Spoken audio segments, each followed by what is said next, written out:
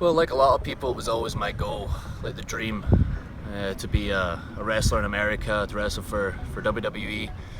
The thing is, I'm from a country where nobody's ever got signed and went to America and went to WWE, so everyone always saw it as an unattainable dream, but I was never going to take that for an answer. And when I was a kid, I was sent away to America for the Inside Secrets of Pro Wrestling by Dennis Brent and Percy Pringle, Volume 1 and 2 when I was 10.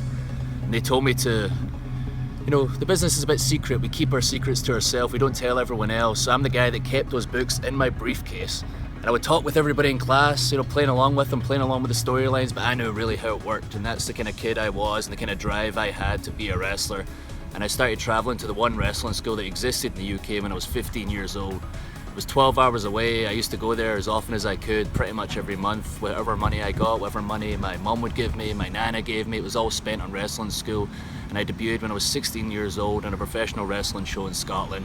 And I'm one of the founding fathers of the modern day Scottish wrestling scene, which is pretty cool.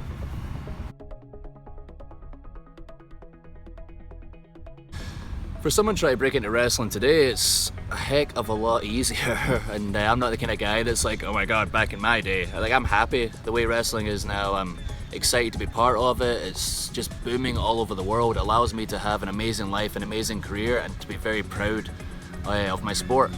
So I'm very happy right now to tell everybody, best thing to do is you've got the internet, you've got the social media, you have absolutely every tool to succeed. There's no reason why you can't succeed if you have the drive. Get on it, find the most reputable school close to you, learn the basics, learn the right foundations, and then start getting on shows, because the only way you get good is being on shows and getting that live crowd experience.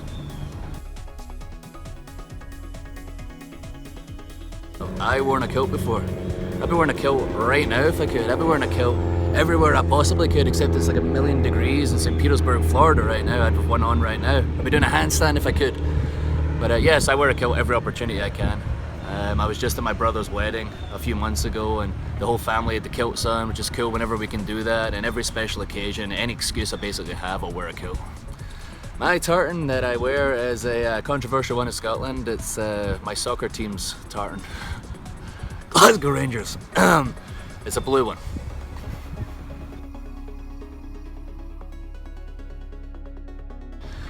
My favourite part of letting my fans in on my travel is just letting them in on my travel.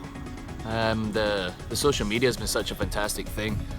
It started, I don't even know when, a while ago in its infant stages, I guess, in MySpace. I remember I first got signed, came to America, I was on SmackDown in my 3rd week. The MySpace friends list exploded when I was on TV, and I was like, oh, I'm so cool. And that was, when I started learning about the social media. But as I got older, people like Matt Hardy kind of taught me that, it's a cool thing, especially if you're a wrestling fan. You can let wrestling fans, into your life. You can interact with these wrestling fans because they're just the same as I was at one point. I wanted to be part of the business. They just want to know. I want to know as much as possible. They just want to know as much as possible. And I feel, like I give them something they can enjoy and something I enjoy, which is taking them along for the ride. Because I know when I was a kid, if a wrestler let me in, can I do that one again? Kind of rambling here. No problem. Can't move the question, sir. Take two. Yep. Can you just hit me with the question? I forgot the question. That's when I started rambling. What is your favorite part of letting the fans in on your travels? My favourite part of letting the fans in on my travels is just that I'm allowed to let them in on my adventures.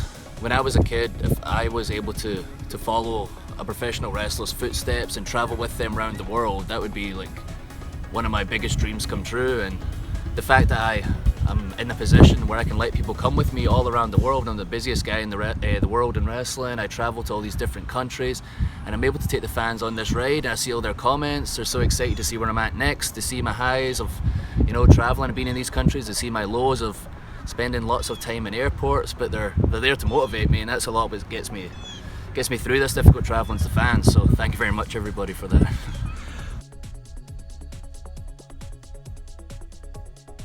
It's awesome. Everybody's absolutely loving the Fight TV stuff. Old Mr. Fight TV here, traveling the world, and now I'm letting everybody experience my day-to-day antics and the travel it takes to get to the show, try to squeeze in the gym, try to squeeze in the meals, try to squeeze in the massages to put me back together.